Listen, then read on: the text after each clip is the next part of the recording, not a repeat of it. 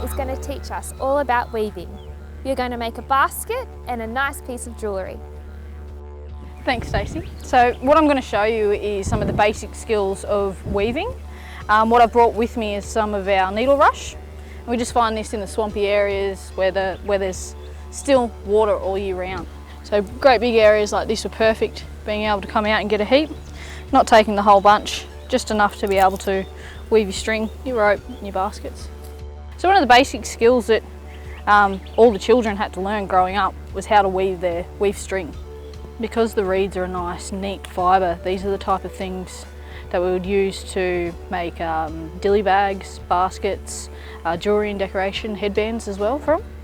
Making nets as well. So if you bend yours in the middle, get your fingers in nice and close at the top one and just give it a twist away from you. Yep. So once you've got that piece nice and tight, swap it back in front, keep doing that same thing. You're weaving the reed together to make string.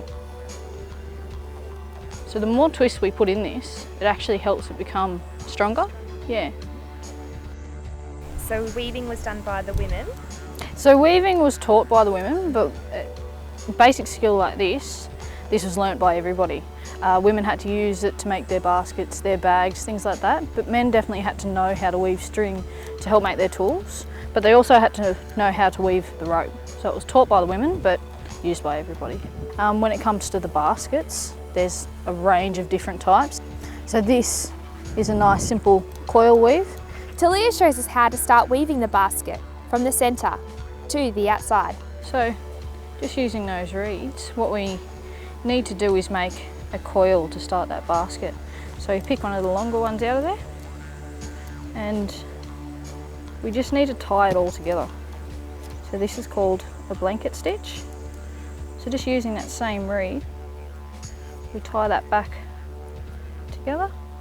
Now we just keep weaving right through with it, always coming up from the bottom, making sure that we go back through that loop to tie those all together.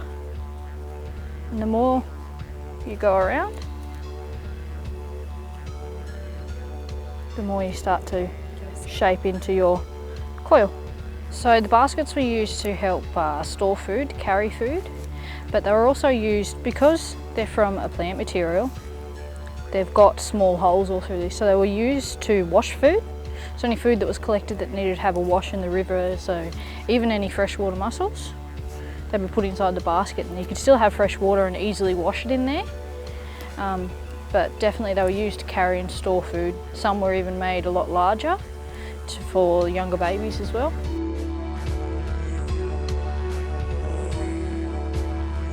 Talea helped me weave my first bracelet and I love it. Just a nice simple bracelet. So as well as the bracelet, Aboriginal women would use different shells, parts of animals as decoration. So what I have here, if you want to, it's actually part of the Murray crayfish. So once those animals were caught, their bones, parts of them were used as decoration.